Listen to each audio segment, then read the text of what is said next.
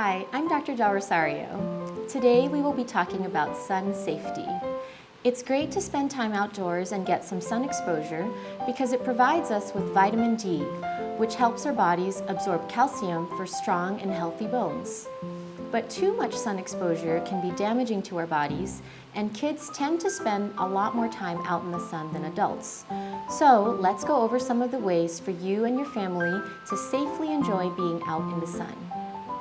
Remember that sunlight contains invisible ultraviolet or UV rays. When these UV rays reach our skin, they cause tanning, burning, and other skin damage. A sunburn develops from too much UV exposure.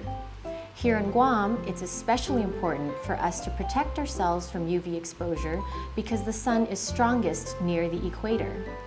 Even on cloudy or overcast days, UV rays still travel through the clouds and reflect off surfaces, so it is definitely still possible to get sunburned on a cooler or windier day.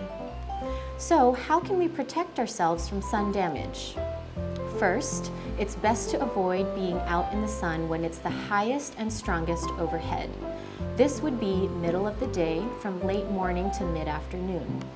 Try to have your kids play in the shade during these hours, but if they are out in the sun during this time, have them cover up with loose, breathable clothing and apply sunscreen.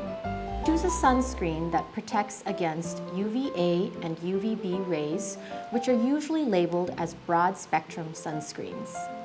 The American Academy of Dermatology recommends that all kids, regardless of their skin tone, wear sunscreen with an SPF of 30 or higher. And when applying sunscreen, don't forget areas like the ears, back of the neck, and tops of the feet. Also make sure to reapply often, about every 2 hours or after sweating or swimming. As for infants, they have much thinner and more sensitive skin, so they can burn way more easily than older kids. The best protection for babies under 6 months of age is shade, so they should be kept out of the sun whenever possible.